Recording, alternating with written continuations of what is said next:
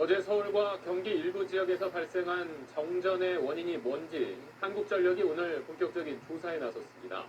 한전은 정전으로 피해를 본 곳은 현장을 확인한 뒤에 모두 보상하겠다고 밝혔습니다. 한승환 기자. 대형마트 의무 휴일이었던 어제 대목을 기대했던 전통시장 상인들은 갑작스런 정전에 당혹감을 감추지 못했습니다. 특히 생선과 육류 등 신선식품을 파는 상인들은 더욱 분주해졌습니다. 어제 계속 이렇게 아마 이 수족관을 생물을 취급하는 집들은 거의 같은 상황일 거예요. 시간이 조금만 더 오래됐다면 진짜 다 죽어서 한 5분, 10분만 되더라도 문제가 많이 발생을 합니다. 우리가 생명력이 있기 때문에 이런 거는 재포장을 할 수가 없거든요. 오늘까지 한국전력에 접수된 피해 신고 건수는 400여 건. 다행히 20여 분 만에 전력 공급이 재개돼 큰 피해는 없는 것으로 파악됐습니다. 한전은 정전으로 인한 피해가 확인될 경우 약관에 따라 모두 보상한다는 계획입니다. 정전 사고는 서울 서남권과 경기 일부 지역의 전력 공급을 담당하는 영서변전소 내 차단기가 고장나면서 발생했습니다. 하지만 정확한 고장 원인은 아직까지 확인되지 않았습니다. 15년 정도 사용한 것 같아요. 그 정도면 아주 노후화됐다고 얘기하기도 힘들고요. 40년까지 다 가지고 쓰거든요. 지난 2011년 12월에도 울산공단에서 변전소 이상으로 대규모 정전이 일어났는데 당시에는 노후 부품을 재사용한 것이 원인이었습니다. 한여름 전력 수요 성수기를 앞두고 대규모 정전 사고가 발생하면서 한전은 주요 변전 설비에 대한 긴급 점검에 나섰습니다. SBS 한승환입니다.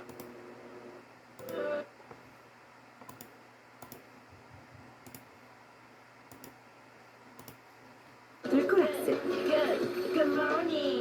자연스럽고 건강한 장미 등으로 쾌변을 요즘 자주 발생하는 폭염 피해 중에 하나는 정전 사고입니다.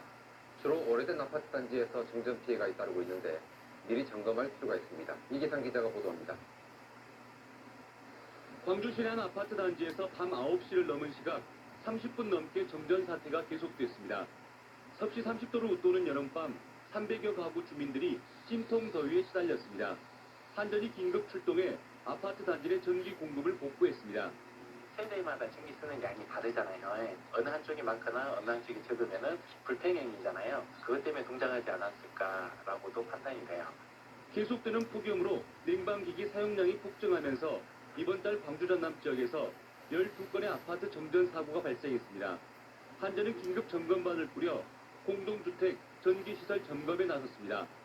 낡아서 제 기능을 못하거나 용량이 달리는 설비가 여름철 전력 수요를 감당하지 못하면 정전으로 이어질 가능성이 높습니다. 한전은 15년 이상 된 아파트를 대상으로 전기설비 교체 비용의 일부를 지원하고 있습니다. 변압기 자재 비용의 50% 정도를 지원하고 있는데요. 1kW당 16,000원 정도를 저희가 지원을 하고 있습니다. 지난주 한 자릿수까지 떨어졌던 전력 예비율은 본격적인 휴가가 시작되면서 두 자릿수를 회복해 다소 여유가 있는 편입니다. 하지만 전력 사용 쏠림 현상으로 인한 노후 아파트 정전 사태는 때와 장소를 가리지 않고 도사리고 있습니다. MBC 뉴스 이기상입니다.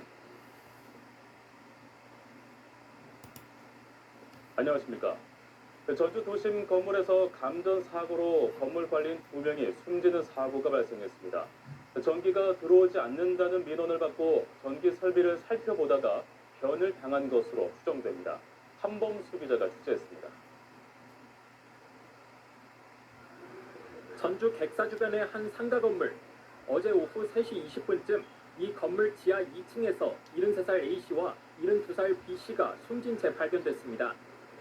변압기 등 전기 설비를 둘러보다가 감전 사고가 일어난 것으로 추정됩니다.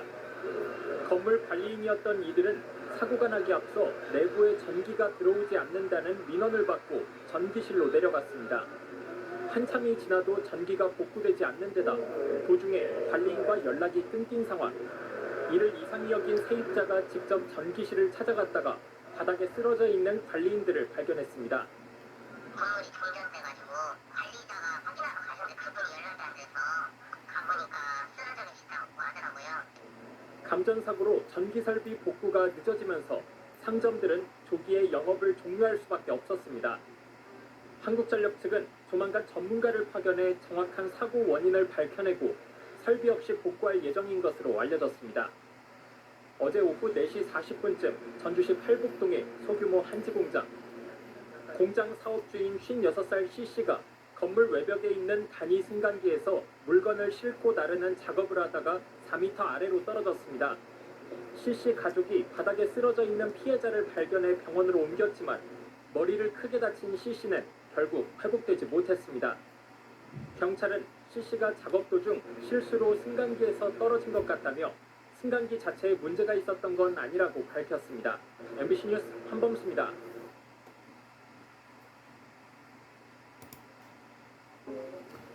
우한 대불정수장에서 감전 사고가 발생해 작업자 1명이 숨졌습니다. 고장난 태양광 수전 설비를 정비하기 위해 현장 점검 도중 발생한 사고로 보입니다. 김한수 기자가 취재했습니다. 무안 대불정수장 건물 지하 1층 전기 설비 앞에 무언가 그을린 흔적들이 남아 있습니다. 오늘 오후 1시 5분쯤 이곳에서 태양광 발전 수전 설비를 살펴보던 전기 보수업체 대표 49살 김모 씨가 감전 사고로 현장에서 숨졌습니다. 피해자는 패널 통 안에 전류가 흐르는 스위치를 만졌다가 사고를 당했습니다. 약간 움직이려는 순간 펑펑펑 이런 소음과 함께 그 접촉사가 이렇게 난 겁니다.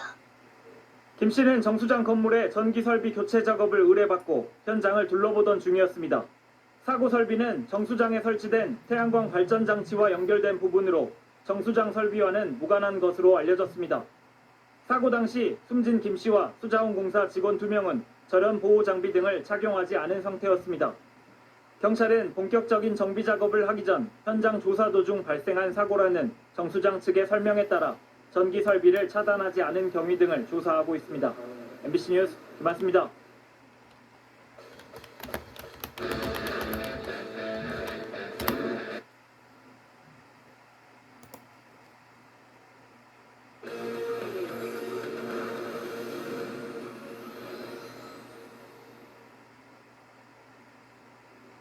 한 남성이 있습니다.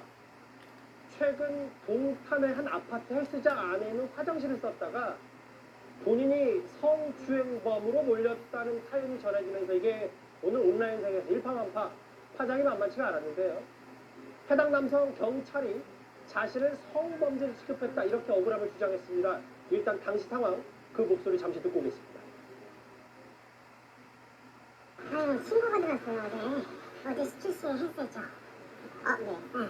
여자 화장실 했는데 막상 남자가 들어와가지고 자기 용변 보는 걸 엿보고 갔다. 그러니까 자기가 도망쳐 나왔다. 이런 식으로 했어요. CCTV를 확인해보니까 의상 차이가 확인이 됐거든요. 의상 차이가. 거기 변명할 게 있을 거 아니에요. 사회에서. 학생이요? 저 성인이긴 한데 부인 전역한 지 얼마 안 됐거든요. 괜찮으세요? 서로. 당황스러워가지고 이게 혹시 근데 인상 차이 큰 게 제가 확실한가요? 그냥 했었잖아. 그러니까 저는 여자가 뭐 마주친 적도 없고 그냥 화장실에서 그냥 운전 보고 그냥 다시 저는 바로 헬스하러 갔는데 근데 갑자기 막 엿봤다고 그 신고가 들어오니까 저는 솔직히 이게 말이 되나 싶어. 여자 화장실에 들어간 적도 없어요. 저는 그 CCTV에 어떻게 나왔는지 혹시 얘기를 해주시는 거예요? 이게 우리 연락처거든? 궁금한 거 있으면 얘기로 연락하고 일정 같은 건 따로 연락 줄게. 그냥 바로 이렇게 근데 가시는 거예요. 다시도 조사 받을 거야. 우리가 연락 줄 테니까 그때 시간 별로 안 주면 돼. 녹음 파일 들으신 그대로예요. 마치 나를 성범죄자로 몰았다.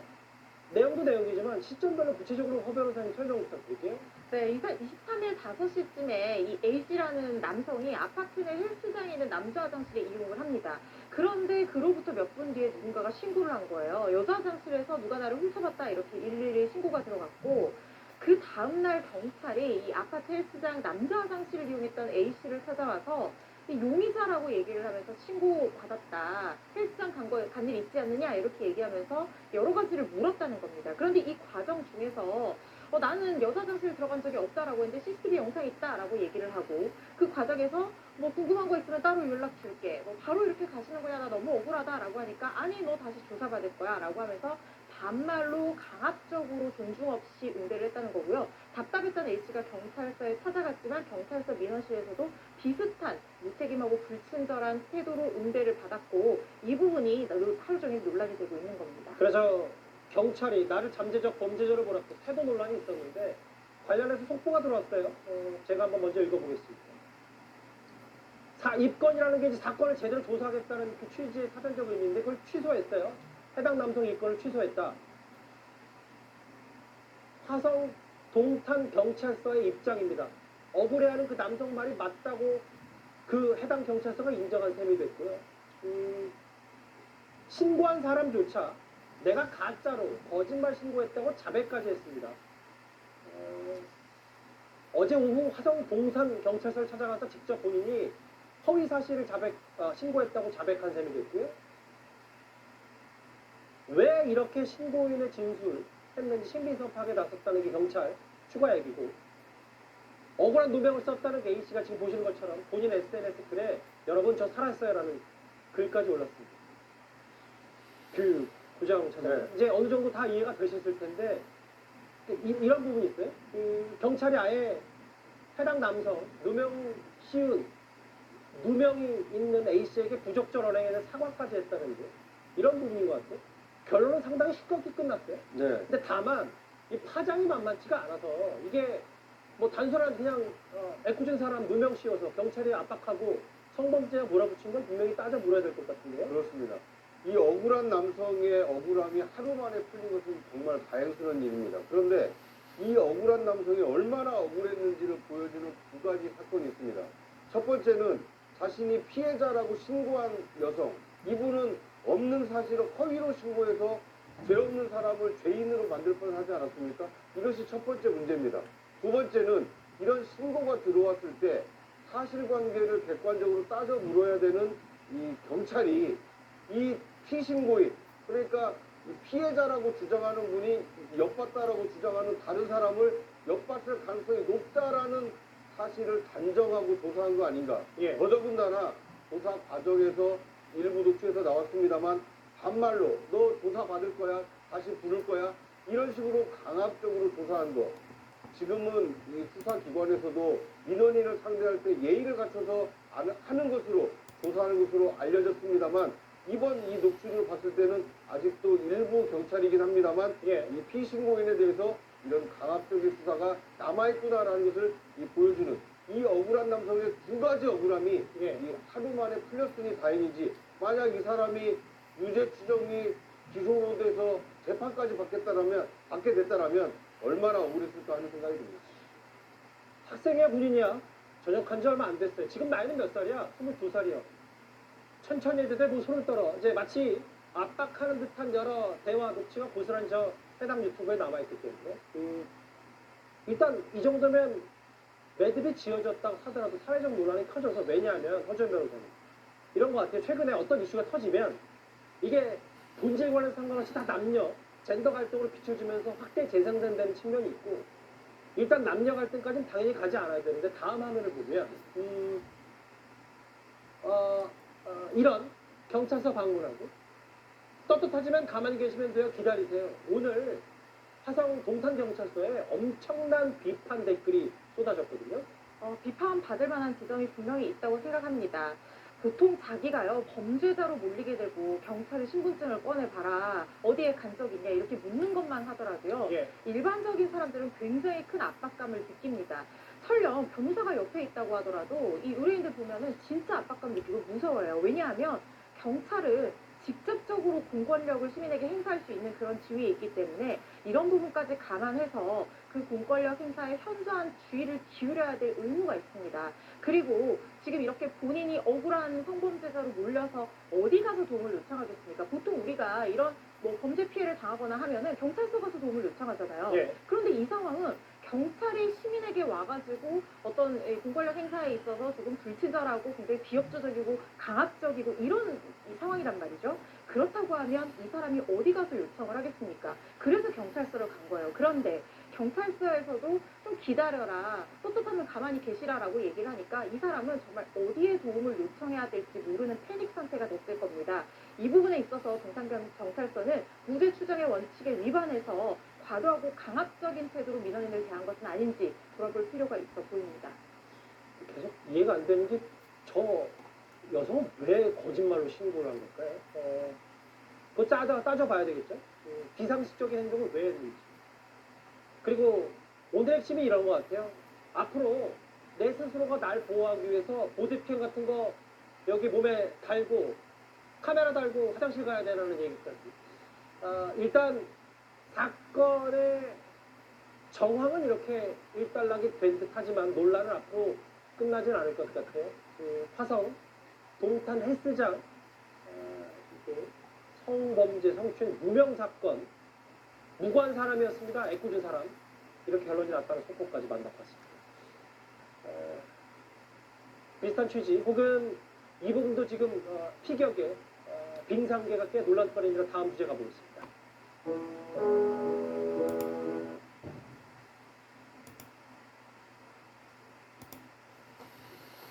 한 남성이 구속영장 실질 심사를 받고 법원을 나섭니다.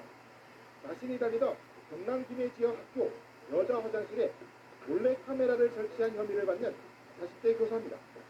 선생님 몰카 왜 설치하셨어요? 심사 결과 법원은 범죄 혐의가 소명된다며 구속영장을 발부했습니다.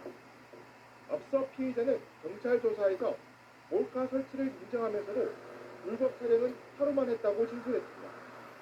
하지만 경찰이 휴대전화를 확인해보니 화장실과 샤워실에서 찍은 사진과 동영상이 가득했습니다.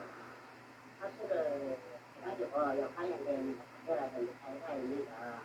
위성 매체라든지 이런 데 휴대폰이라든지 이런 걸 지금 배치해가지고 의뢰를 변환한 그런 상태고. 경찰은 이 교사가 지난해까지 학생 수련원에서 일한 만큼 다른 범행이 있었는지도 수사하고 있습니다. 일반 그 학생들 수련 활동을 저희는 같이 운영하고 있는데 전면 중 없습니다. 경남 창녕의 한 학교 화장실에서도 비슷한 시기에 몰래 카메라가 발견됐습니다. 수사가 시작되자 30대 교사가 몰카 설치 사실을 털어놨습니다. 교사에 잇따른 성범죄가 드러나면서 경남교육청도 부랴부랴 수습에 나섰습니다. 먼저 두 교사를 직위 해제하고 피해자 상담과 함께 불법 카메라 단속에 나섰습니다. 현재 도내 전 학교를 대상으로 불법 촬영 카메라 탐지 장비를 이용한 전체 학교의 전수 점검을 실시 중에 있습니다.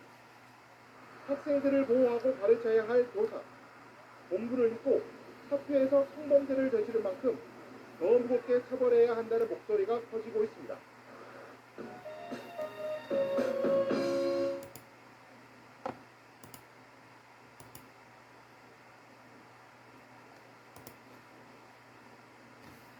반팔티에 모자를 쓴 남성이 헬스장 화장실로 들어갑니다.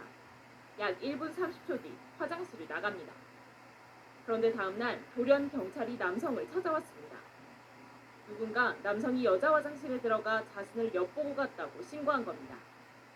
일단 신고하는 게 당연히 그러니까 헬스장에서 헬스했어요. 네. 그럴 때는 계속 실제 확인하니까 본인이 확인했어. 경찰은 반말을 섞어가며 얘기했고 남성은 압박감을 느꼈다고 했습니다. 그러니까 저는 그게 여자가 뭐 마주친 적도 없고. 하지만 CCTV 속 신고 여성이 화장실에서 나온 시각은 오후 5시 14분, 남성은 15분이었습니다. 남성은 여성을 몰래 보다 도망쳤다면 자신이 먼저 나왔어야 했다며 허위 신고라고 주장했습니다. 그리고 어제 신고 여성은 경찰서를 찾아가 자신이 허위 신고를 했다고 자백했습니다. 병원에서 약을 처방받아 복용하고 있는데 다량을 복용할 경우 없는 얘기를 할 때도 있다고 털어놓기도 했습니다. 경찰은 남성이 혐의가 없다고 보고 불입건한 뒤 여성에게 무고 혐의를 적용할지 검토 중입니다. 또 조사 과정에서 부적절한 언행을 한 것에 사과하며 해당 경찰에게 처분을 내릴 방침이라고 했습니다.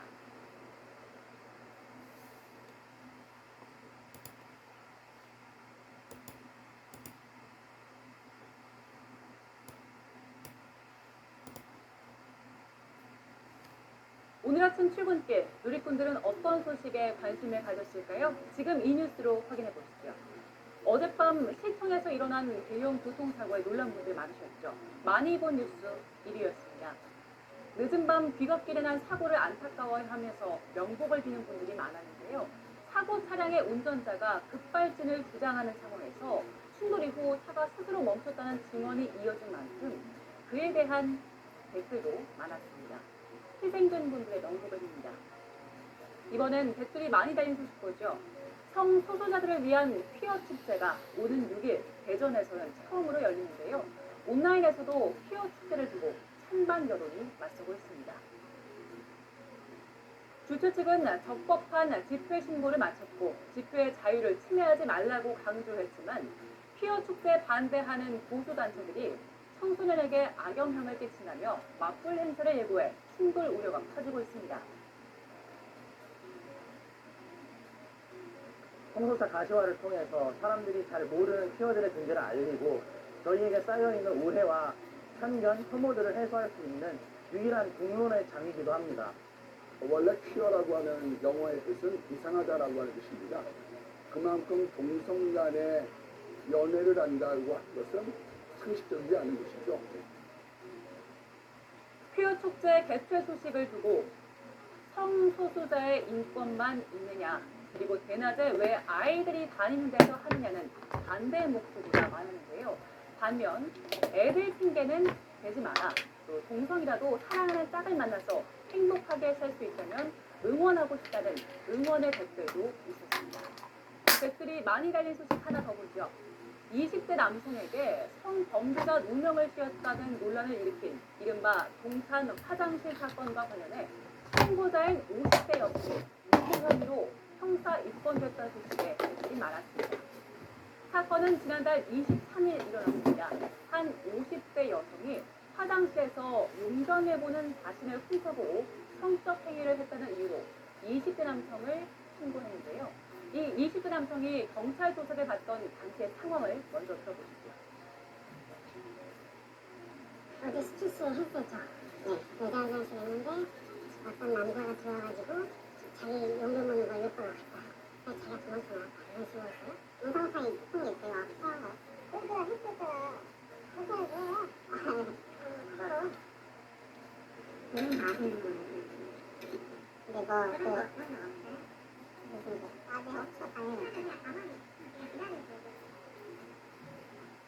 하지만 남성은 무혐의로 드러났습니다. 현장 감식과 진술, DNA 분석 결과 등을 종합할 때 여성이 허위 사실을 진술한 걸로 판단한 겁니다. 실제로 이 여성은 병원에서 처방받은 약의 부작용으로 없는 얘기를 지어낼 때가 있다고 주장했는데요. 결국 거짓 신고를 한 50대 여성이 오히려 무고죄로 정식 형사 입건됐습니다. 경찰은 수사 과정에서 제기된 언행 논란에 대해 경찰은 부적절한 태도로 상처와 실망감을 들여 사과한다고 밝혔습니다. 이 소식을 본 누리꾼들, 이게 사과로 끝날 일이냐, 그리고 거짓 신고도 이해가 안 되지만 경찰은 CCTV로 뭘 확인한 거냐는 비판이 이어졌는데요. I'm off to work. 이거 영어로 어떻게 하죠? 나는 끄다, 이래서 이렇게 한글로 생각한 순간 생각이 많아지고 팍!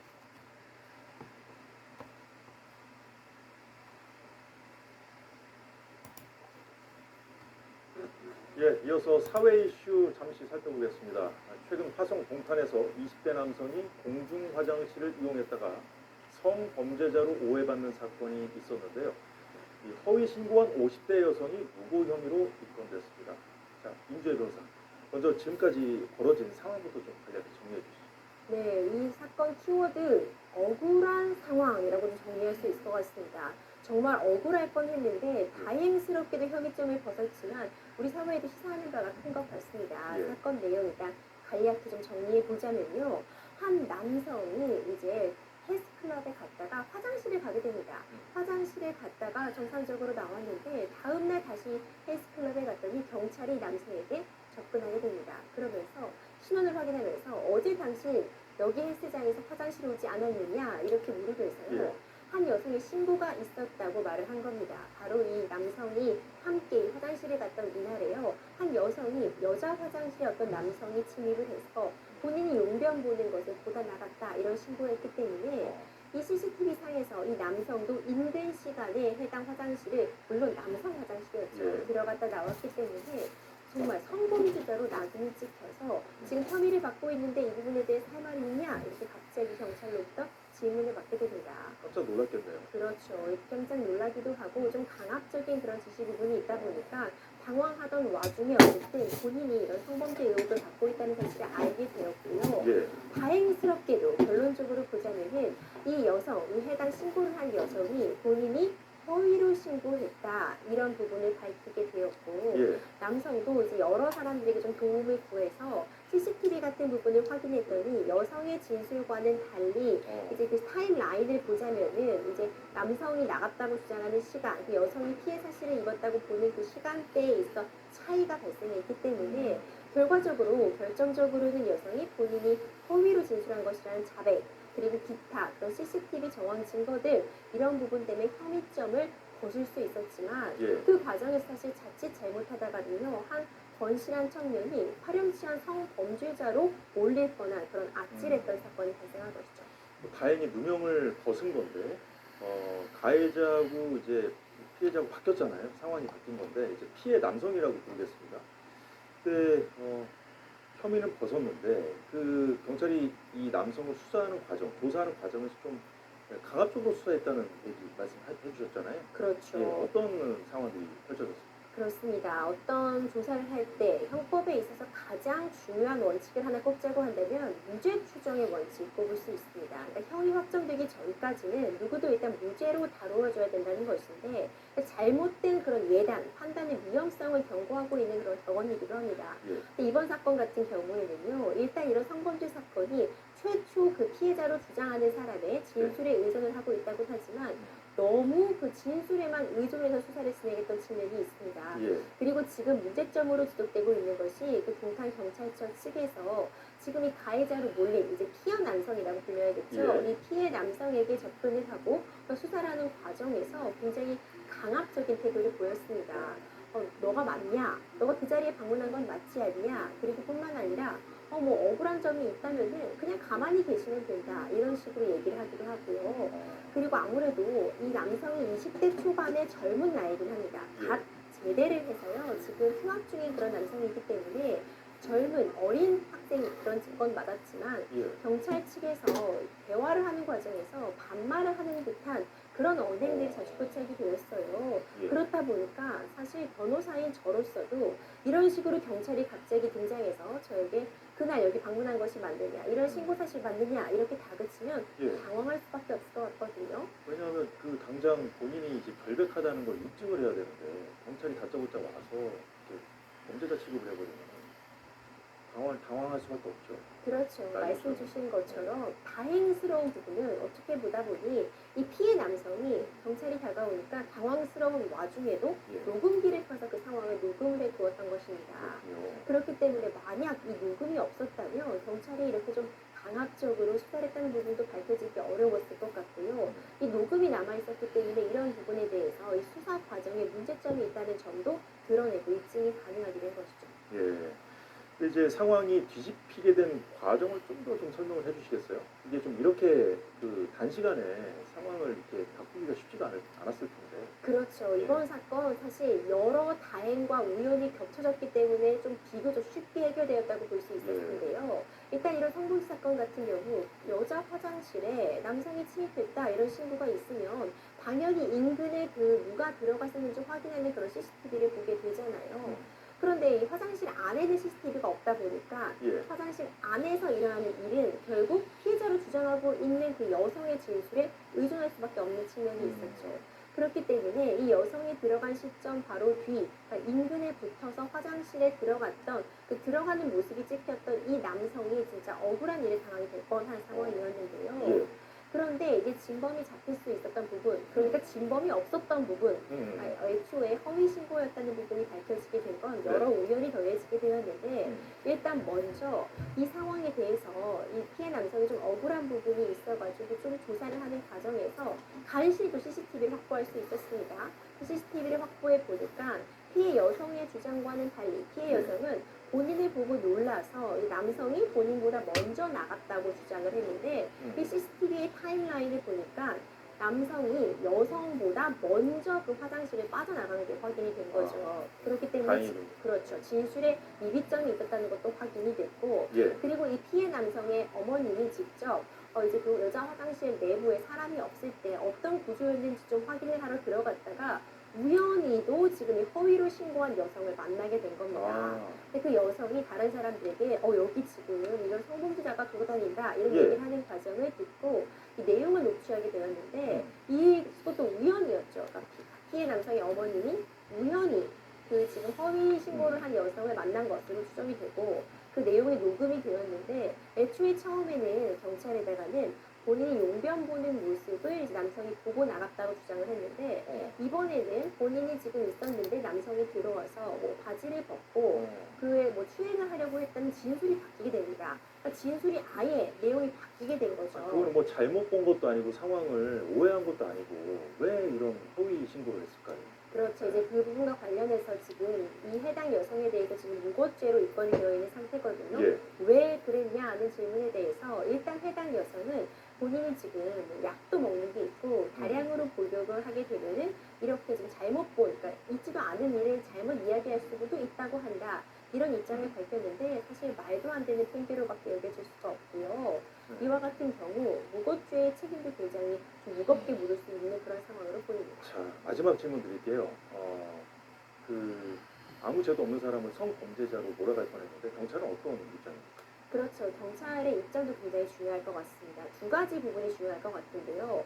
먼저 이제 무고죄 부분, 이 부분은 반드시 법적으로 책임을 물어야 합니다. 무고죄라는 것은 결국 정말 아무런 잘못이 없는 한 사람이 시간적으로도 그리고 정신적으로도 큰 피해를 보게 하는 일이기도 하고요. 특히 성범죄 같은 경우에는 초기의 진술이 매우 중요한데 이런 무고행위가 있다면 정말 억울한 사람이 진실을 말하는 경우에도 좀 더 가혹하게 입증의 책임을 부담하도록 하는 그런 분위기가 조성될 수 있기 때문에 무고죄의 죄책 매우 무겁게 물어야 된다고 생각을 하고요. 예. 경찰의 입장이 밝힌 부분은 이제 무고에 대해서 이 건을 수사를 진행하겠다고 밝혔습니다. 한 가지 더 지금 문제가 되고 있는 부분, 수사에 있어서도 문제가 있었던 부분이 있잖아요. 예. 이 부분에 대해서도 수사 과정에서 좀 이비점이 있었다면 그 부분에 대해서 조사하고 책임을 질 부분이 있다면 책임을 지고 재발 방지 계획까지도 마련하겠다고 밝혔습니다. 예, 성범죄에 대한 엄정 대응도 중요합니다만 헌법이 보장하고 있는 무죄 추정의 원칙 또한 가볍게 여겨서는 안 되겠습니다. 예, 임 변호사님 수고 많으셨습니다. 잘 들었습니다.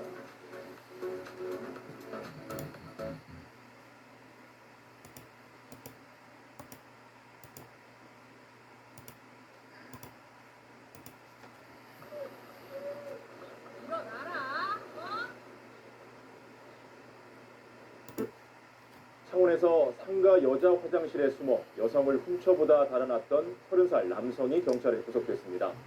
600m 넘는 추격전 끝에 이 남성을 붙잡아 경찰에 넘긴 건 20대 공군 장교와 그 친구였습니다. 용감한 청년들을 서창호 기자가 만나봤습니다. 지난 9일 새벽 경남 창원의 한 상가.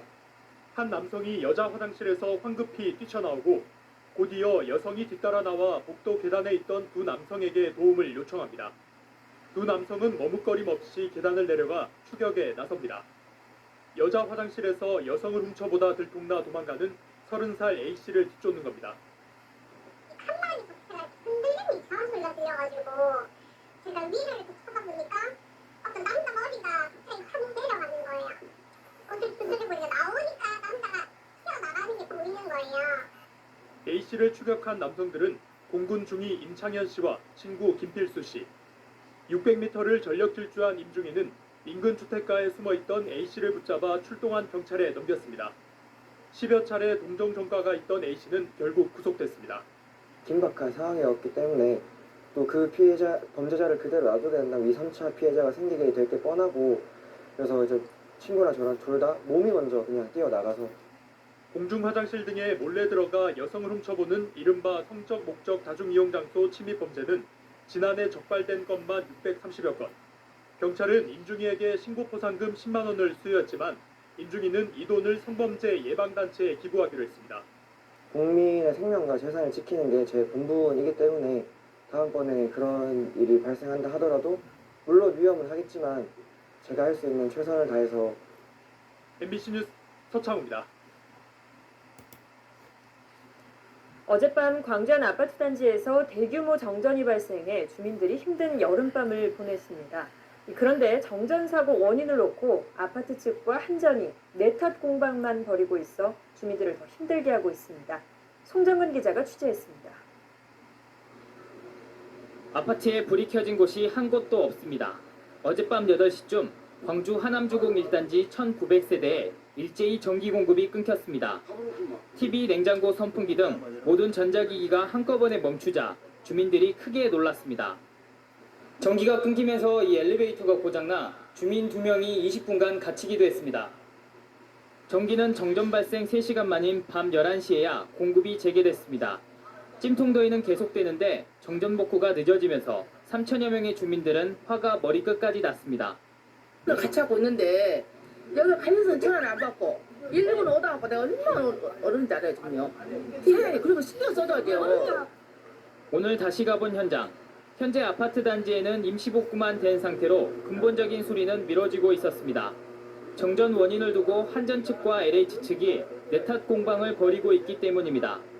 한전은 자체 개통엔 정전이 발생하지 않았다며 전기를 공급받는 아파트 단지의 설비가 오래돼 문제가 발생했다고 주장하고 있습니다. 각 상인은 그것이 기기가 정상이냐 아니냐를 측정을 한번 해봤습니다. 저희가 A, B 시상이 있어요, 센서리. 네. 근데 A하고 C가 분양한 걸로 나왔습니다. LH 측은 아파트로 들어오는 전신주가 고장이 나서 정전으로 이어졌다며 전신주 관리는 한전 책임이라는 입장입니다. 우리 것은 전혀 이게 파손이 안 됐단 말입니다. 이게 파손이 안 된 채 한쪽에 바깥에 있는 게 먼저 터져버렸어요. 두 기관이 벌이는 내탓 공방을 지켜보는 주민들. 응급복구만 된 설비가 또 일으킬지 모르는 정전에 불안해하고 있습니다. MBC 뉴스 송정근입니다.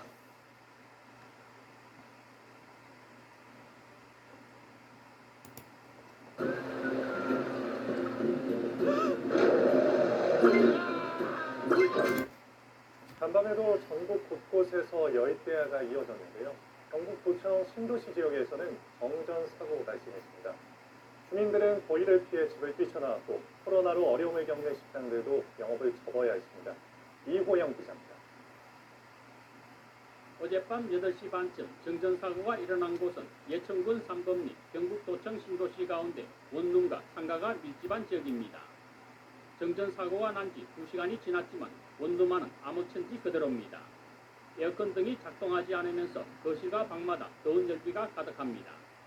8시 한 반 정도에 전기가 갑자기 나가더라고. 그래가지고 내려와 보니까 뭐 어떤 데는 들어오고 어떤 데는 안 들어와요. 그래서 여기서 이제 깨달라고 있다니까 뭐 다른 집들도 이제 막 전기가 안 온다고 나와 있더라고요. 선풍기도 안 되고 에어컨도 안 되고 안에 음식도 어떻게 될지 모르겠고 답답해서 이렇게 나왔습니다.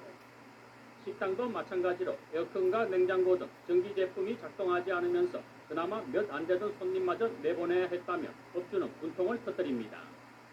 간단한 지금 코로나 때문에 장사도 지금 매출이 떨어져 죽겠는데요. 왔던 손님들도 지금 다 빠져나가고 오늘 하루 그냥 장사는 다 접은 거예요 지금. 완전히 암흑으로 변한 일부 식당에선 손님들이 촛불을 켜놓고 남은 식사를 해야 했습니다. 이번 정전은 원룸 지역에 설치된 변압기에서 일부 코일이 끊어지는 사고가 났기 때문입니다. 지금 안동에 있는 변압기를 싣고 나오고 있거든요. 그럼 이 변압기를 지금 300kg짜리니까 500kg짜리로 재작업을 할 겁니다. 얼마나 걸리죠? 그거 지금 작업하는데 1시간 정도. 변압기에 연결된 삼성 전원 가운데 일상이 고장나면서 같은 건물에서도 1층 전등은 들어오고 나머지는 정전되는 묘한 상황이 연출됐습니다. 정전 사태에도 불구하고 행정당국은 사고 발생 2시간 반이 지나서야 문자 메시지를 보냈고 한전은 변압기를 교체하고 4시간 만에 다시 전기를 공급했습니다.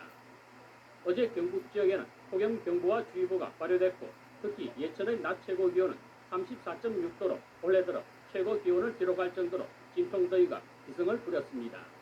MBC 뉴스 이보영입니다.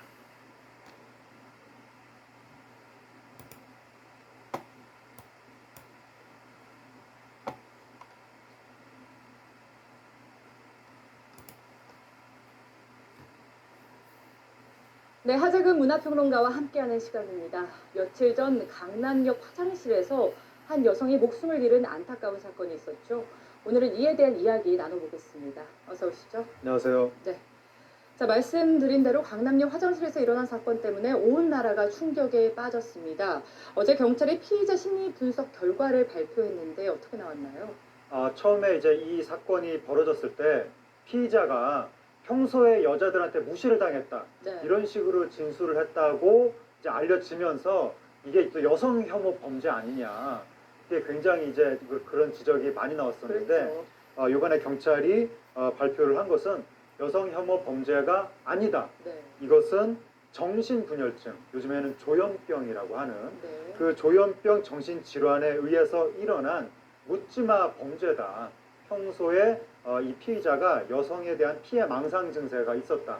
그러니까 여성이 직접 이 피의자한테 해를 끼치지 않았는데도 불구하고 네. 혼자서 자기 상상 속에서 내가 출근하는데 앞에서 여자들이 걸어가고 있으면 이 여자들이 나를 방해하나? 나를 지각시키려고 지금 내 앞길을 가로막고 있나? 네. 이렇게 혼자만의 상상 속에서 여자들한테 이제 피해를 당한다고 그렇게 생각을 해왔다는 것이고, 청소년기 때부터 이상행동들이 나타나기 시작해서 꼭 여성뿐만이 아니라 다양한 사람들에 대해서 뭔가 조금 분노 감정을 갖고 있는 네. 그런 상태였고, 정신병원에도 한 6번 정도를 입원했는데 최근 한 넉 달 정도 전부터 정신병 약을 안 먹었다는 거죠. 그리고 최근 2년 정도 전부터, 과거에는 불특정 다수한테 좀 적개심이 있었다면 네. 최근 한 2년 정도 전부터 여성을 중심으로 이게 좀 왜 여성한테 그 이 정신질환의 분노가 이렇게 좀 특정됐는지 집중됐는지 그 이유에 대해서는 경찰도 아직 밝히지는 못했으나 예. 어쨌든 정신질환에 의한 묻지마 범죄다. 이렇게 이제 결과가 나왔습니다. 네, 여성 혐오와 관련이 없는 사건이라고 결론이 났다 해도 피해자가 어떻게 보면 여성이기 때문에 여성들이 불안해하고 있는 것 또한 사실이죠. 그러니까 이제 말씀하신 것처럼 피해자가 여성이고, 네. 그리고 피의자가 화장실에 들어가서 이제 기다리고 있으면서 남자들은 그냥 보냈다는 거죠. 그리고 여자가 들어오니까 범행을 했다고 알려지면서 이 피의자가 기다린 것이 여성인지 아니면 약한 사람인지 네. 이건 알 수 없으나, 그러니까 성별이 중요한지 아닌지는 알 수 없으나 어쨌든 여성이 사고를 당한 거고, 이제 이러한 이 범죄의 의도를 가진 사람들이 보기에는 여성이라서 가해를 가할 수도 있지만 여자가 남자보다 약해 보이니까 가해를 가할 수 있는 거고, 어느 쪽 경우이든 간에 여성들은 불안할 수밖에 없는 현실이라는 겁니다. 예. 지금 그 주요 강력범죄에서 피해자가 여성인 비율이 1995년에 67.5%였다가 예. 2014년에 86% 정도로 늘어나면서 과연 한국 사회에서 여성으로 태어나서 안전하게 살려면 어떻게 되느냐, 이러한 지적이 많이 나오면서 그렇게 여성들 사이에 불안감이 커져 있었는데 마침 이 사건이 벌어지니까 이 사건의 정확한 내막이 알려지지도 않은 상태에서 여성 혐오 논란이 벌어진 것으로 보입니다. 예, 20년 사이 20% 가까이 벌어졌으니까 좀 그 불안감이 이해될 법도 한데요. 이와 관련해서 일배 논란 역시 벌어졌다고 합니다. 어떤 내용인가요? 그러니까 일베라고 왜 이제 어떤 그 극우적 성향을 보이는 그 사이트 회원으로 추정되는 사람이 대전에서 이번 사건의 피해자를 추모하는 시민들이 포스트잇을 붙여놨는데 네. 그걸 밤 새벽에 혼자서 훼손을 해놓고 그 일베 인증 사진을 찍은 그러한 사건이 있었고, 그리고 또 다른 익명의 어떤 일베 회원으로 추정되는 사람들이 왜 자꾸 남자들을 살인자로 모느냐, 이거는 어떤 정신질환자의 일탈인데 네. 왜 남자들한테 뭐라고 하느냐, 이렇게 자꾸 현장에 나타나서 이번에 시민들이 추모하는 현장에 나타나서 자꾸 그런 소리들을 하니까 이게 상당히 좀 문제가 됐고, 어쨌든 이게 지금 피해를 입은 여성을 추모하면서 여성들이 평소에 겪는 불안감을 어떻게 해소시켜줄 것인가,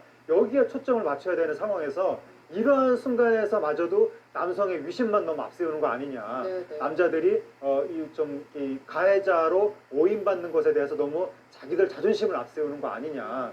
이러한 지적이 나오고 있는 거죠. 네, 말씀하셨듯이 이 문제가 여성 혐오냐 남성 혐오냐 이런 식으로 갈등이 비화되면서 지금 물리적 충돌까지 일어나고 있습니다. 이건 어떻게 봐야 될까요? 그리고 현장에서 추모를 하는데 자꾸 반대 의견을 가진 사람들이 나타나서 거기서 실제로 충돌이 일어나고 지금 경찰에 고발되고 이런 상황으로 가고 있는데 정말 황당하고 이거 가지고 남성 혐오냐 여성 혐오냐 이렇게 좀 논란이 붙었다고 언론은 보도하고 있는데 정확하게 이야기하면 남성 혐오가 아니라 여성 혐오 대 일배 혐오가 붙은 겁니다. 근데 기존에 여성 혐오가 너무나 심각하다는 걸 많은 사람들이 알고 있었는데 일부 사람들이 일배 혐오, 일배 회원은 때려도 된다. 일배 회원한테 내가 마음껏 이렇게 행위를 해도 괜찮다. 이런 식으로 잘못된 인식을 가지고 현장에서 일배 회원이 나타나니까 그냥 막 물리적인 가해를 가하는. 그러니까 요번에 분명하게 인식을 해야 될 것은 일배 회원도 대한민국 국민이고 그들한테도 인권이 있다. 그들한테도 이렇게 폭행을 당하지 않을 권리가 있다. 이걸 좀 분명히 인식을 해야 되고 어쨌든 이번 사건을 통해서 여성 혐오와 일배 혐오가 언제든지 물리적 폭력까지도 동반할 수 있는 일촉즉발의 지금 화역고 같은 상태에 우리 사회가 놓여 있다. 이 굉장히 심각한 상황이라는 것을 우리 사회가 좀 인식을 해야 된다는 것이고 그리고 일부 여성 진영에서 미러링이라고 해서 평소에 여성 혐오 진영이 여성한테 했던 말을 똑같이 남자 여자만 바꿔가지고 남자들한테 하는 경향이 있는데 이게 감정 싸움을 부추기고 있는 겁니다. 그래서 일부 여성 진영의 지나친 그 공격적인 대응 이것도 좀 조심할 필요가 있습니다. 네, 말씀하신 것처럼 이 문제 이분법적인 측면에서는 볼 게 아니라 아무래도 재발 방지를 위해서라도 형사법적 측면 또는 사회학적 측면 다양한 관점에서의 재발 방지책이 필요하지 않나 이런 생각이 듭니다. 오늘 말씀 잘 들었습니다. 고맙습니다. 나보다 날 더 잘 아는 나만의 스포티파이. 2016년 5월 17일 강남역 화장실 살인 사건이 있었던 날입니다. 그리고 3년이 지났습니다. 취재진이 이날을 기해 강남역 일대 여성들을 만났는데요. 대부분의 여성들은 나도 당할 수 있다는 막연한 공포감을 느끼고 있었습니다. 백경민 기자입니다. 3년 전 5월 17일 강남역 일대 한 공중 화장실에서 끔찍한 일이 벌어졌습니다. 화장실에 들른 20대 여성 A씨는 처음 보는 남성에게 여러 차례 흉기에 찔려 살해됐습니다. 범인이 화장실에 있는 약 30분간 남성 6명이 다녀갔지만 그 뒤에 벌어진 불상사였습니다. 사건이 일어난 후 강남역 10번 출구엔 추모 물결이 일었습니다. 여성 혐오 범죄란 인식도 생겨났습니다. 뒷모습이 전 여자친구와 닮았다며 벽돌로 내려치고 카페에 앉아있다가 흉기에 찔려 다치는 등 최근까지도 여성들은 막연한 공포감에 떨고 있습니다. 우리 주변에 그 사람도 몰랐잖아요. 공중 화장실은 공포의 공간이 되어버렸습니다. 외진 곳일수록 남녀 공용일수록 거부 반응이 먼저입니다.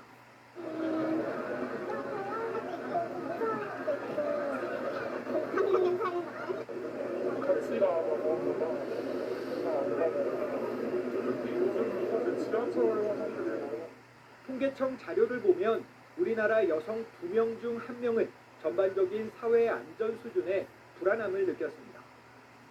대검찰청 통계에서도 살인이나 강도 등 강력범죄 피해자는 20, 30대 여성이 거의 대부분을 차지했습니다. 특히 조현병과 같은 정신질환, 흉악범죄가 사회적 논쟁을 부추기고 온라인에서는 디지털 성범죄가 이슈로 떠오르면서 3년 전 강남역 화장실 살인 사건을 계기로 막연한 공포감은 더 커졌습니다. 특히나 여성에 대한 폭력에 대해서 여성들이 많이 걱정하고 공감했던 그 부분들이 이제는 특히 성폭력, 여성에 대한 어떤 성폭력, 조금 그 학술적으로 얘기하면 젠더 폭력이라는 이런 부분에 대해서 인식이 많이 달라졌고 그거는 여성뿐만 아니라 우리 사회적 전반적으로 강남역 화장실 살인 사건이 일어난 지 3년. 여전히 여성들은 언제 급습할지 모르는 위협에 공포를 안고 있습니다. HCN 뉴스 백경민입니다.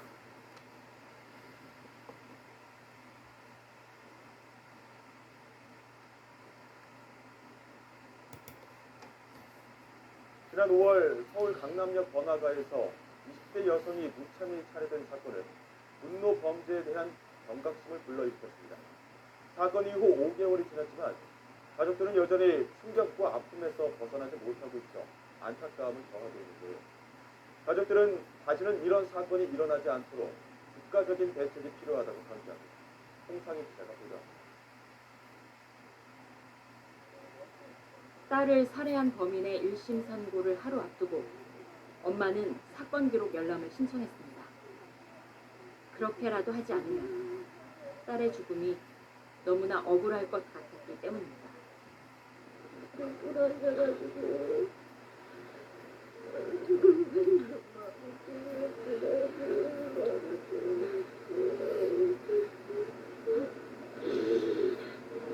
핸드폰에 휴대폰이 되고 머리도 피가 다 묻어가지고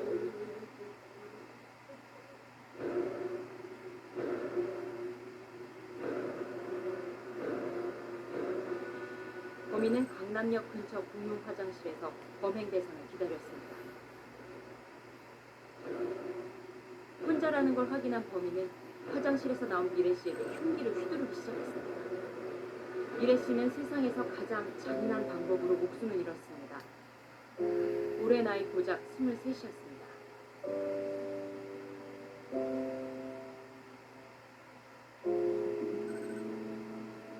그리고 지난 14일 강남역 살인사건의 1심 선고공판이 열렸습니다.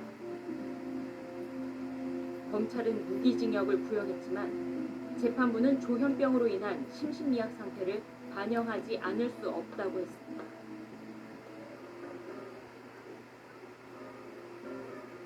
강남역 살인사건의 죗값은 징역 30년, 그중 20년은 치료 감호를 명령했습니다. 아무 원한도 없고 알지도 못하는 한 여자애를 저도 23살밖에 안 됐는데 그렇게 모참이 잔인하게 10회 이상을 그렇게 우리 딸한테 합부리를 했는데 어떻게 30년밖에 안 나오는지 제가 봤을 때는 아니 나를 막 저거만 보고 살라 그러지 사회에 국민들한테 신경도 안 쓰고 죄진 사람한테 벌도 약하게 주고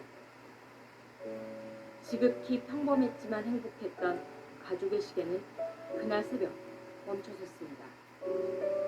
딸을 잃은 부모는, 동생을 잃은 오빠는 더 이상 직장에 나갈 수도 없게 됐습니다. 먹는 것도, 잠자는 것도, 숨쉬는 것조차 더 없게 됐습니다. 보고 싶다, 저새는 뭐가면 보고 싶다 그러면서 왔다 갔다 하고 크게 일하면서 오늘 밤에는 엄마한테 보고 와, 너와 맨날 그러는데 한 번도 안 해.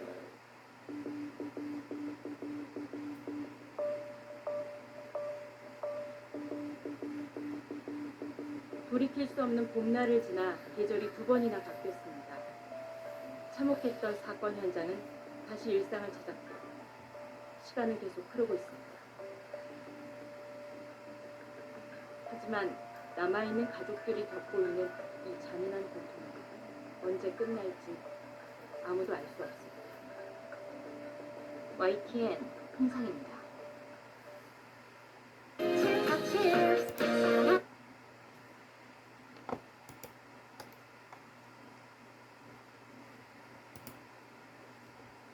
화장실에 가는 여성을 뒤따라가서 몰래 불법 촬영한 사건이 발생했습니다. 그런데 용의자를 잡고 보니 현재 경찰이었습니다. 보도에 손원야 기자입니다. 경남 통영의 상간 밀집 지역. 술집 앞이 사람들로 소란스러워지더니 드디어 경찰이 도착합니다. 화장실에서 불법 촬영을 당했다는 신고가 들어온 겁니다. 지난달 20일 화장실로 가는 여성을 한 남성이 뒤따라 들어가 휴대전화로 몰래 촬영했습니다. 하지만 피해 여성은 이 남성을 보지 못했고 남성은 대범하게 다시 일행과 자리에 합류한 뒤 소란한 틈을 타 유유히 가게를 빠져나갔습니다.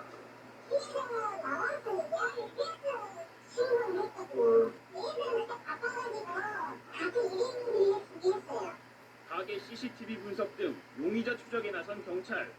하루 만에 붙잡았는데 잡고 보니 통영경찰서 소속 A 순경이었습니다. 경찰은 휴대전화에서 불법 촬영의 흔적을 확인해 성폭력 범죄의 처벌 등에 관한 특별법 위반 혐의로 A 순경을 불구속 입건했습니다. A 순경은 호기심에 충동적으로 했다고 진술한 것으로 알려졌습니다. 경찰은 A 순경을 직위 해제하고 추가 범행 여부를 조사하고 있습니다. 휴대폰을 압수하고 차하고 집도 피신을 하고 그것도 괜찮은 경남에서는 지난해 유사 성행위 혐의로 경찰 간부가 적발되고 근무 시간에 모텔에 간 경찰이 성매매 혐의로 입건되는 등 경찰의 성비위 사건이 잇따르고 있습니다. KBS 뉴스 손원혁입니다.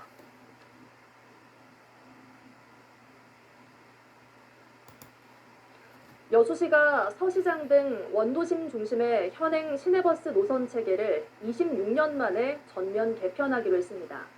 세계 선박람회 개막을 앞둔 내년 상반기 시행을 목표로 변화하는 도시 여건과 시민의 의견을 적극 반영해 시내버스 운용의 효율성을 높이겠다는 계획입니다. 보도에 최우식 기자입니다.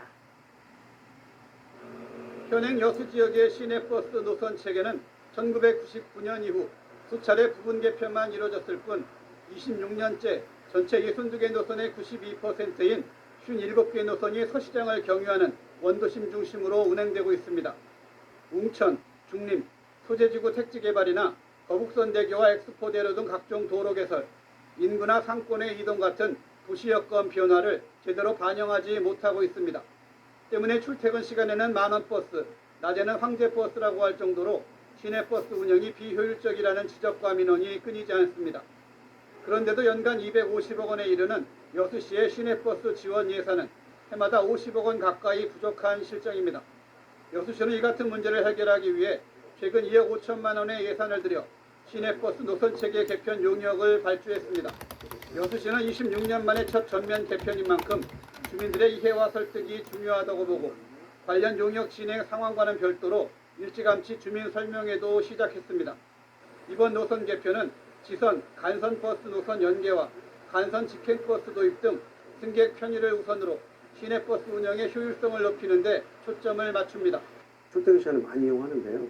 그때는 부족합니다. 그래서 콩나물 버스가 되든지 이런 상황인데요. 청두버스를 도입해서 출퇴근 시간만 이렇게 살짝 운영해주는 탄력적 운영을 할 예정입니다. 또 이용 수요에 따라 탄력적으로 운영하는 수요응답형 버스를 도입하고 시간대별 배차 간격도 달리한다는 계획입니다. 구간별로 인구수 대비해서 배차 간격을 정률화할 예정입니다. 예를 들어서 여수 지역이면 30분마다 한 번씩 이런 식으로 배차 간격을 전반적으로 조정할 예정입니다. 거기에서 전략되는 재원이 좀 있을 겁니다. 이렇게 절감된 예산은 시민들을 위한 버스 정기권 도입이나 환승지역 화물 도우미 배치 등에 적극적으로 투자할 예정입니다. 여수시는 올 연말까지 시내버스 노선체계 전면 개편안이 마련되면 노선도 수정과 준비 작업을 거쳐 선박람회 개막 이전인 내년 상반기 안에 시행한다는 구상입니다. MBC 뉴스 최우식입니다. 언제 어디서나 내 손 안의 뉴스. 강주 MBC 뉴스 유튜브 구독으로 함께하세요.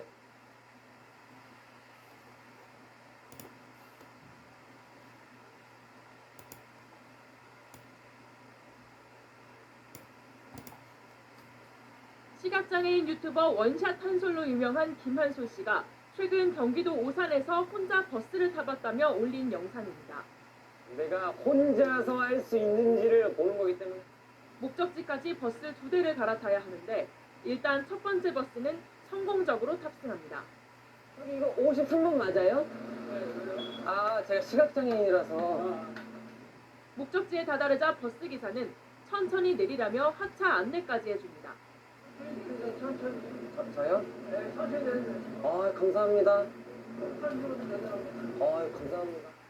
하차까지 성공한 김 씨가 이번엔 2번째 버스 탑승을 시도해봅니다. 그런데 버스 기사는 김 씨를 쳐다보기만 할 뿐 앞문을 열어주지 않습니다.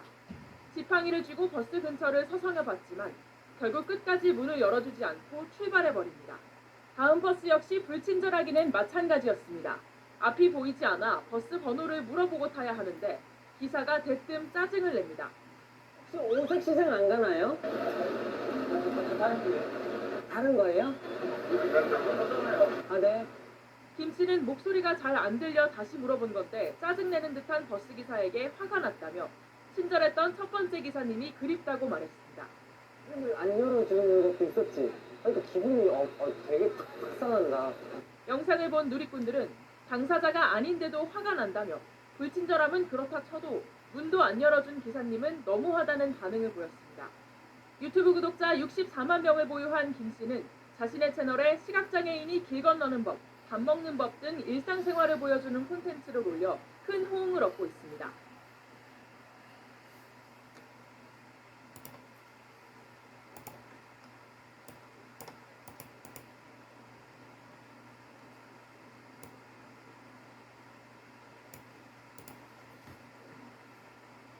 전남에서 운행되는 시외버스의 이용이 한층 더 편해질 것으로 보입니다.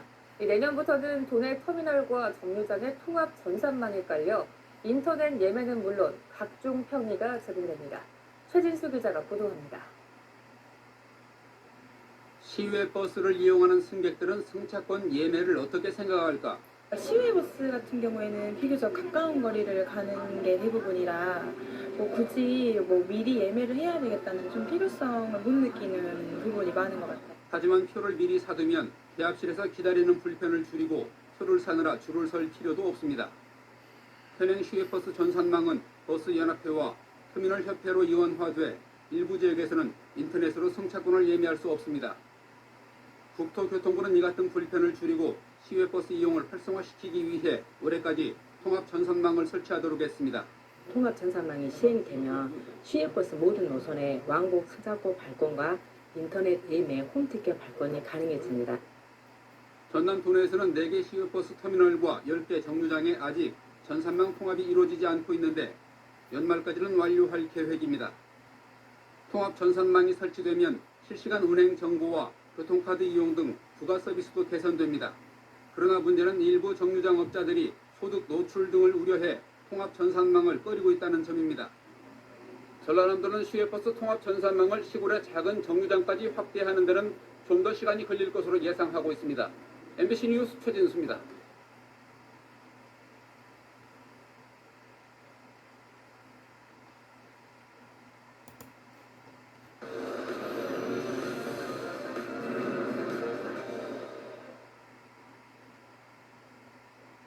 지난달 서울의 한 시내버스 안에서 저렇게 할머니가 갑자기 쓰러집니다. 해당 기사와 해당 버스 기사와 승객들이 힘을 모아서 본 사실이 뒤늦게 알려졌는데요. 허주연 변호사님, 갑자기 할머니가 왜 쓰러진 거예요? 기력을 잃고 쓰러지셨다고 합니다. 할머니 연세가 꽤 되어 보이는데 지병이 있으셨던 것은 아니고 연세 드신 분들이 갑자기 앉아 있다가 일어나거나 아니면은 그날 좀 컨디션이 좋지 않다거나 하면 이렇게 갑자기 쓰러질 수도 있다고 해요. 다행히 쓰러질 당시에 의식을 완전히 잃지는 않은 상황이어서 본인이 지병이 있는 게 아니라 기력을 잃은 것이다 이렇게 얘기를 했다고 합니다. 예. 그런데 저 버스에 탄 승객들도 대단하고 기사도 진짜 대단합니다. 김숙 기사님이라고 하고 예. 버스 운전 경력이 10년 되신 분이라고 하는데 할머니가 쓰러지자마자 내리려던 승객이 내리던 것도 멈추고 할머니한테 다가가서 살폈고 기사님도 빠르게 버스를 세우고 할머니한테 다가가서 가방에서 물을 찾아서 먹이고 또 다른 승객은 가방 안에서 휴대전화를 찾아서 딸한테 연락을 했다는 거예요. 그런데 딸이 엄마 사탕이라도 좀 먹어 이렇게 얘기하는 거를 수화기 너머에서 듣고 이 기사님이 사탕을 갖고 있는 승객을 찾았다는 거예요. 예. 그래서 마침 또 다행히 사탕을 갖고 있는 승객이 있었고 할머니한테 먹이고 또 그 와중에 119 신고까지 돼서 빠르게 출동해서 할머니가 다행히 지금은 많이 회복하셨다고 하는데요. 근데 이 기사는 진짜 대단하신 게요. 예. 그냥 그렇게 끝날 수도 있는데 끝까지 할머니 잘 괜찮으신지 나중에 전화도 해보고 승객들을 다른 버스에 태우는 거 안내까지도 했다는 거예요. 기사님이 이렇게 얘기하셨다고 하더라고요. 당연한 일을 한 것뿐인데 따님한테도 고맙다는 얘기를 듣고 너무 쑥스러웠다라고 하면서 10년 운전 경력에 이런 일은 처음인데 할머니가 회복돼서 다행이다 이렇게 말씀하셨다고 하거든요. 근데 연세 드신 분들은 좀 이렇게 갑자기 혈당이 떨어지거나 이럴 수 있으니까 사탕이나 초콜릿을 가지고 다니시는 게 좋을 것 같고 혹시 지병이 있으신 분들은 갖고 다니는 약에 무슨 지병이 있는지 써놓는 게 굉장히 중요할 것 같아요. 예. 그러면 주변에서 응급 처치를 할 때도 많이 도움이 될 것 같다는 생각이 듭니다. 그 사탕, 그 버스 기사님이 기지를 발휘해서 진짜 쓰러졌던 할머니를 지금은 퇴원해서 많이 건강을 회복하셨다니까 다행인데, 서울시내 3413번 버스의 김숙 기사님, 정말 칭찬받아 마땅하신 일을 했어요. 게다가 버스 기사에서 갑자기 쓰러진 할머니를 구해내는 저 기지의 길까지 구위로 만나봤습니다. 자다가 일어나 소변을 건다. 가늘어진 소변 중.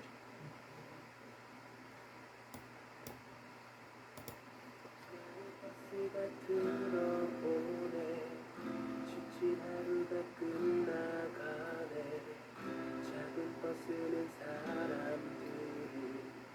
집으로 보내. 미술과 음악을 만났을 때 머플리아토의 마을버스로 시작했습니다.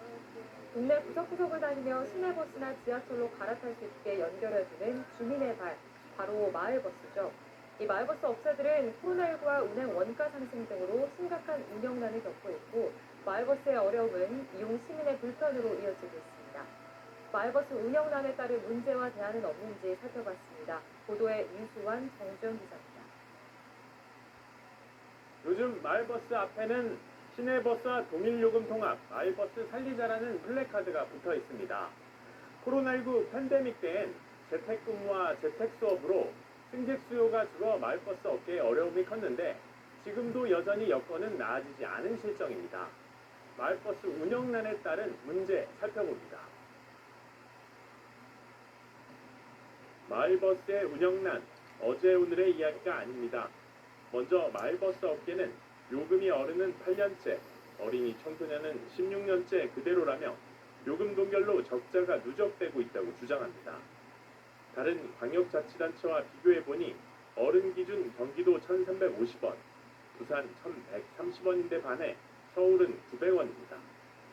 코로나19 유행 때에는 승객 수요 감소로 엔데믹 이후엔 연료비와 인건비 등 운송 원가가 올라 재정난이 가중되고 있다는 것. 20%가 안 들어오는 그 수입 가지고는 우리가 정상적으로 운영이 안 되고 있어요. 그런데 뭐 다른 업체도 마찬가지지만 우리 업체도 한 300 정도의 부채를 지고 있어요. 또 다른 큰 문제는 버스기사 구입난입니다. 흑석동 달마사에서 2호선 낙성대역을 오가는 동작 14번을 타봤습니다. 한 대가 노선을 계속 반복하며 돌고 있습니다. 운전기사 휴게 시간에는 운수사 정비 담당 기사가 잠시 운전대를 잡아줍니다. 40분이 걸렸느니 환승도 못하게 차가 다니느니 어쩌느니 막 그러니까 우선 답변해주기가 한두 번도 아니고 좀 어려움이 있어요. 그런 거죠. 기사가 없다 보니 동작 14번의 경우 어쩔 수 없이 일요일에는 운행 시간을 축소했습니다. 배차가 줄다 보니 버스 기다리는 시간은 늘고 불편은 고스란히 승객 몫입니다. 아무래도 주말이나 더 줄 텐데 여기서 더 줄어든다고 하면 자차가 없는 사람들이나 저 같은 학생들이나 이런 분들한테는 좀 더 문제가 생기지 않을까, 이동에. 좀 배차 시간이 너무 20분, 30분은 너무 힘들 것 같아요, 기다리는데. 그리고 노인분들은 요즘같이 더운 때는 좀 이렇게 더위 때문에 일사병에 걸리실 수도 있고.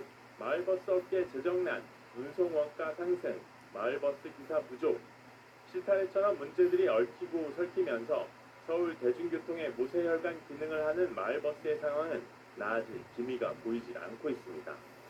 HCN 뉴스 유산입니다. 서울 마을버스 업체가 떠안고 있는 부채는 모두 1,717억, 업체당 평균 12억 원입니다. 업계에선 재정난을 해결하기 위해 8년째 동결된 요금을 올리고 운송 원가를 재산정할 것을 요구합니다. 서울시가 정한 마을버스 운송 원가는 2019년부터 올해까지 약 45만 원에 머물러 있습니다. 한편 서울 마을버스 운송사업조합이 산정한 올해 운송 원가는 66만 원으로 차이를 보입니다. 재정 지원하는 기준이 운송 원가이거든요. 근데 그 시가 작년도에 지하철에 1조 2천억 원, 그리고 시내버스에 8,500억 원, 이런 지출이 부담이 되다 보니까 마을버스에 대해서 운송 원가를 실질적인 운송 원가를 지금 산정을 못하고, 열악한 재정에 더해 마을버스를 운행할 기사가 없다는 것도 문제입니다. 기사들이 플랫폼, 배달 산업 등으로 이탈하며 4년 전과 비교해 마을버스 운행 대수는 비슷한 반면 기사 부족 인원은 늘어만 갑니다. 2019년 코로나 이후에 젊은 기사들이 거의 안 왔다고 봅니다.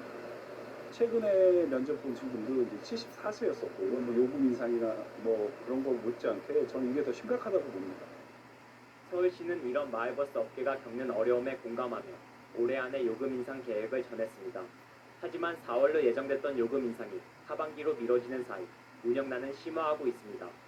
운송원가 재산정을 위한 용역도 10월에 예정돼 결과가 나오더라도 당장 내년부터 반영될지는 미지수. 서울시는 지원을 늘리고 있으나 업계가 주장하는 수준의 요구는 현실적으로 어렵다는 입장입니다. 2011년 이전에 등록돼서 운행을 오랫동안 해왔던 업체의 차량들에 대해서만 지원을 해왔었는데 최근에는 이제 2020년까지 비교적 최근에 등록된 업체들에 대해서도 지원을 시내버스와 마을버스가 그런 위계나 역할을 무시하고 동일한 요금 체계로 편입이 된다는 것은 사실 현실적으로 좀 어려운 부분이. 이런 가운데 기사 부족 문제를 완화하기 위해 중공영제를 도입해야 한다는 목소리가 나옵니다. 고속 폐쇄 같은 걸 이어지고 갈수록 구조도 나오고 그러니까 제도권으로 데리고 와야지. 그러니까 중공영제 형식인 것은 계속 놔두면 이런 계속 앞으로 되풀이만 되고 시민들 피해만 간다는 거죠. 나아가 교통복지적 관점에서 일부 노선에 한해서라도 공영제를 도입해야 한다는 의견도 있습니다. 어떤 노선의 경우에 과도하게 적자가 발생된다라고 하면 과감하게 공영 노선으로 전환시켜야 된다. 공공에서 직접 운영하는 방식으로 상대적으로 주거 환경이 나쁜 지역에 있는 주민들에 대한 교통복지 형태로 공급하는 것이 훨씬 더 낫다. 시내버스와 지하철이 닿지 않는 곳에서 교통의 시작과 끝이 되는 마을버스. 이처럼 주민의 발 역할을 하는 마을버스가 운행을 계속하기 위해서는 지방자치단체 등 교통당국의 현실적인 지원 방안 마련이 필요해 보입니다. HCN 뉴스 정주영입니다.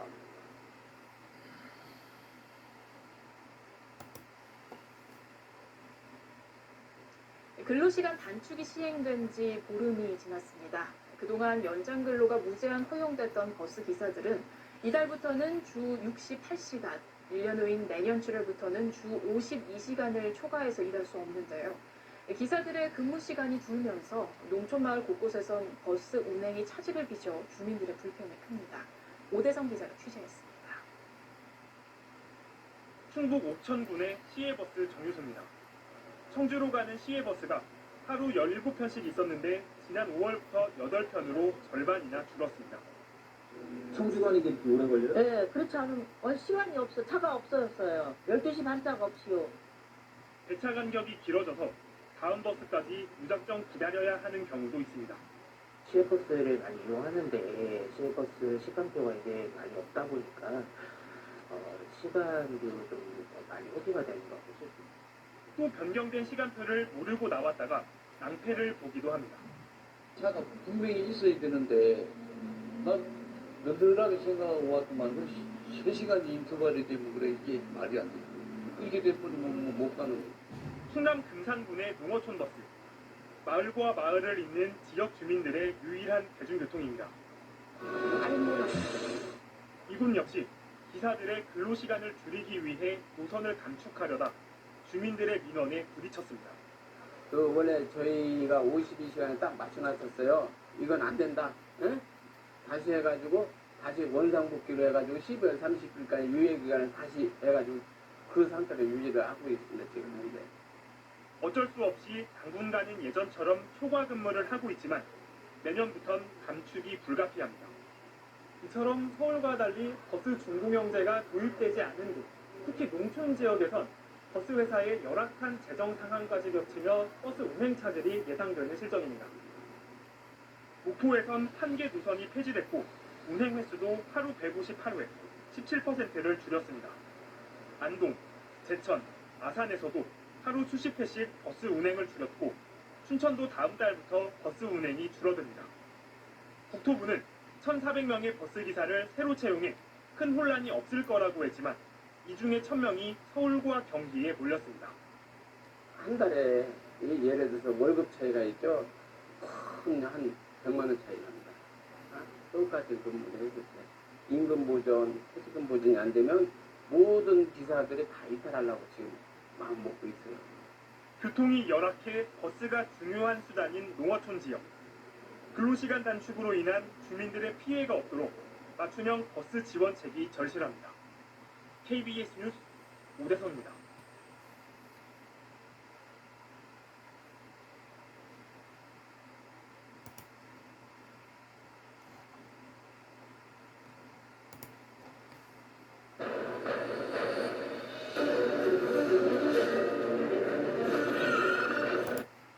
근로시간 감축 등의 여파로 강릉지역 시내버스가 오늘부터 축소 운영되고 있습니다. 동해와 삼척 지역 시내버스도 운행 횟수가 줄고 일부 노선은 폐지됐습니다. 배현은 기자입니다.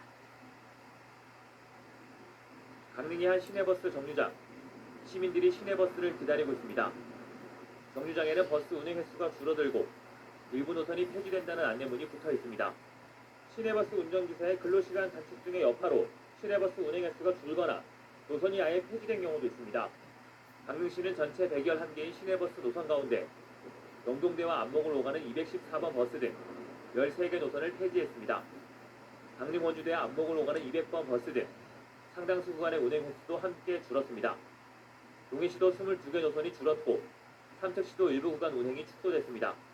버스 운행이 줄자 시민들의 불편도 뒤따랐습니다. 타려고 하는데 역시 차가 없어요. 우리 지금 이렇게 한없이 기다리고 있어요. 불편하죠. 많이 불편하죠. 버스 운행이 줄어든 지역에는 시민 불편을 줄이기 위해 희망택시 운행 등 긴급 대책이 마련됐습니다. 상황실은 저희 직원이 아침 5시부터 나와서 혹시 버스가 없어진지 모르고 어떤 분들이 불편한 그런 인원이 있으면 바로 희망택시를 연결해주는 그런 역할을 하고 있습니다.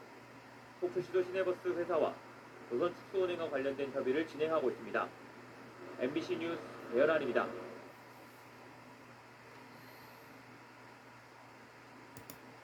다음 소식입니다. 주문진 시외버스 터미널은 강릉 북부교통의 관문 역할을 하고 있는데요.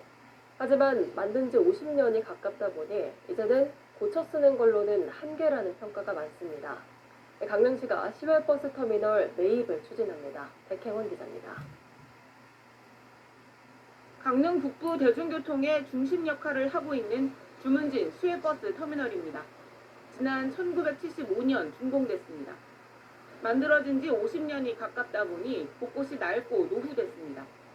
지난 2013년 3억여 원을 들여 리모델링 공사를 벌인 뒤 2018년 동계올림픽을 개최하면서 또다시 시설 환경 개선 사업으로 여기저기를 고쳤지만 개인 사업자 소유인데다 건물이 워낙 오래돼 한계가 있습니다. 보니까 너무 낡고 노후돼서 깜짝 놀랐고요. 아직도 이런 데가 있나 싶은 마음이 들더라고요. 강릉시는 지난 2020년 주문진 시외버스 터미널을 도시계획시설 공공터미널로 지정했습니다. 도시계획시설로 지정되면서 터미널에도 일몰제가 적용됩니다. 2024년 말까지 강릉시가 터미널을 수용해야 하는 겁니다. 터미널을 새로 지을지 고쳤을지 구체적인 방안은 아직 정해지지 않았지만 수용을 위한 준비는 진행되고 있습니다. 2020년 4월에 도시계획시설 자동차 정류장으로 결정 고시됨에 따라서 저희 강릉시에서는 2024년까지 저희가 토지를 해당 토지에 대한 매입을 추진할 예정입니다. 최근 주문진 일대 강릉 북부권 관광에 대한 변화의 바람이 불면서 주문진 시외버스 터미널도 새롭게 탈바꿈할 수 있을지 관심이 모아지고 있습니다. 지원 뉴스 백형원입니다.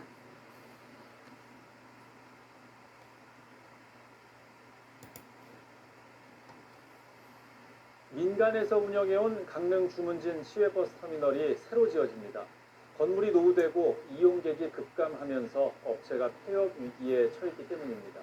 도내 다른 시군에서도 터미널 사업자가 운영을 포기하면서 자치단체가 직접 운영하거나 위탁을 맡기는 사례가 늘어나고 있습니다. 정상빈 기자가 취재했습니다. 1975년 지어진 강릉 주문진 시외버스 종합터미널입니다. 서울과 속초, 양양, 평창 등을 오가는 3개 노선을 운영하고 있습니다. 하지만 인구 감소와 자가용 증가, KTX 강릉선 개통 등으로 2018년부터 하루 평균 이용객이 110여 명으로 줄었습니다. 버스 연료수를 보면은 한 두세 명 정도 타고 버스들이 운행을 하거든요. 그런 부분들이 좀 안타깝죠. 그것이 지역의 어떤 발전 문제도 있거든요. 이용객 감소로 수익이 급감하면서 터미널 사업자는 결국 폐업 의사를 밝혔습니다. 새로운 사업자를 찾지 못한 강릉시는 터미널 인수를 결정했습니다. 사업비 87억여 원을 들여 기존 터미널 상가 등 건물과 용지를 매입해 철거하고 터미널 건물을 새로 지어 위탁 운영을 추진합니다. 신축되는 터미널은 올해 말쯤 착공해 내년 6월 준공될 예정입니다. 대합실과 매표실, 화장실, 승무원 휴게실 등 필수 시설만 갖춰 효율을 끌어올립니다. 불가피하게 저희가 그 이용객을 더 하고 편의를 위해서는 공공용역을 좀 해야 되지 않을까 이런 차원에서 저희가 시가 추진하게 됐습니다.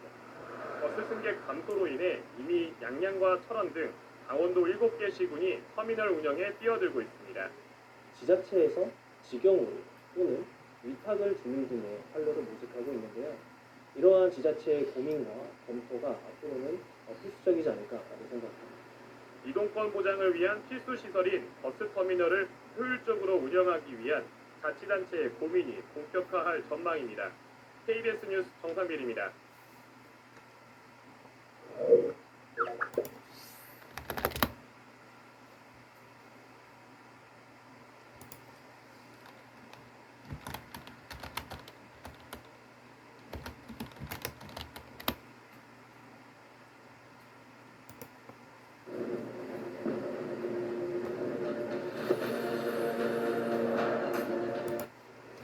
초기 중국제 전기버스 일부가 고장이 잦은데 제때 고쳐지지 않아 방치되고 있는 현실을 보도해드렸습니다. 그런데 2017년과 2018년 당시 중국제 전기버스를 구입한 다른 지역 운수회사 역시 비슷한 고충을 겪고 있습니다. 김인성 기자가 보도합니다. 달리던 버스가 갑자기 멈추고 놀란 승객들이 급히 내립니다. 이 중국제 전기버스는 냉난방 시스템과 배터리를 비롯해 여러 잔고장이 지금까지 이어지고 있습니다. 저희들이 강원도에서 아마 제일 먼저 도입을 했어요. 도입을 하고 그때 당시에 전기버스들이 문제가 좀 많이 있었어요. 초창기에서. 그래서 한 1년 지나고부터 차량 결함이 많이 생겼거든요. 이 버스는 국내 한 수입업체가 중국 회사로부터 수입 판매를 했는데 중간에 수입업체가 2차례 바뀌었습니다. 그렇다 보니 버스를 구매한 운수업체들이 차량 수리나 부품 수급에 어려움을 겪어도 해결책을 찾기 어려웠습니다. 저희들이 그 버스를 판매를 했던 거면은 좀 더 잘할 수 있었을 텐데 이게 중간에 이제 몇 년이 지나고 나서 뭐 무상보증이라는 부분도 그렇고 저희들이 계약한 부분이 아니라서 그걸 이제 진행이 조금 더딘 부분도 있긴 할 건데. 전기버스 도입 초창기 구매액의 90%가량을 보조금으로 주자 많은 운수업체가 이 버스를 구매했습니다. 경기도의 한 운수업체 9개 영업소에 버스 기사가 900명가량 근무하고 있습니다.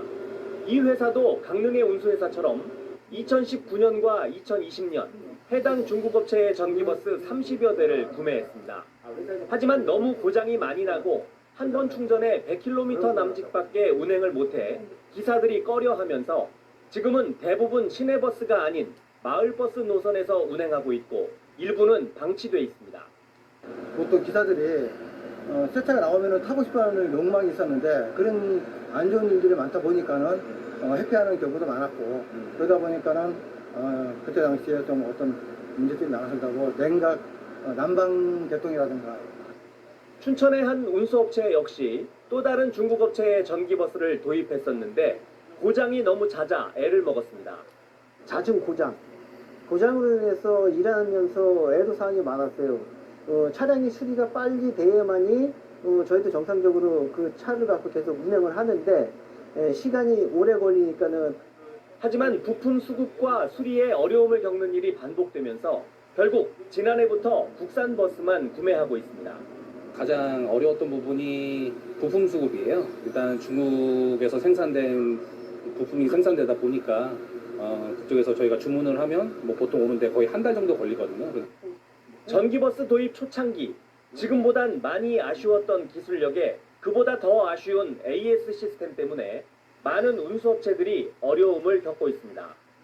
MBC 뉴스 김인성입니다.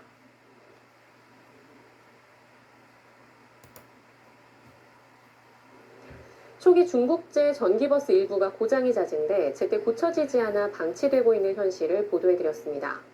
그런데 2017년과 2018년 당시 중국제 전기버스를 구입한 다른 지역 운수회사 역시 비슷한 고충을 겪고 있습니다. 김인성 기자가 보도합니다. 달리던 버스가 갑자기 멈추고 놀란 승객들이 급히 내립니다.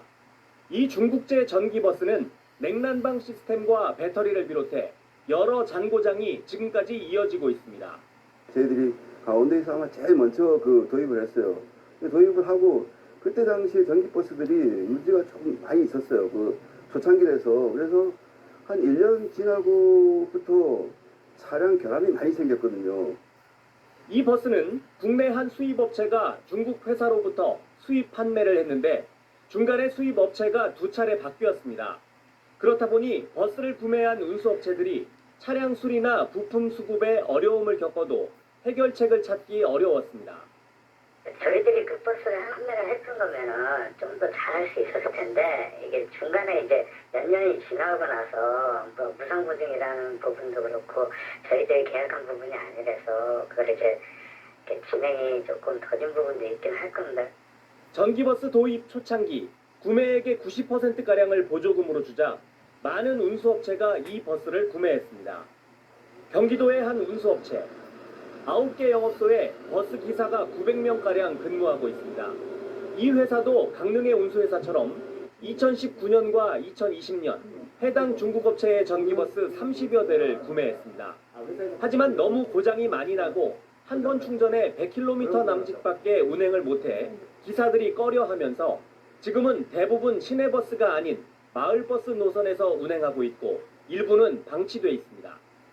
보통 기사들이 새 차가 나오면 타고 싶어하는 욕망이 있었는데 그런 안 좋은 일들이 많다 보니까는 회피하는 경우도 많았고 그러다 보니까는 그때 당시에 좀 어떤 문제점이 나왔다고 냉각 난방 대통이라든가 춘천의 한 운수업체 역시 또 다른 중국업체의 전기버스를 도입했었는데 고장이 너무 잦아 애를 먹었습니다.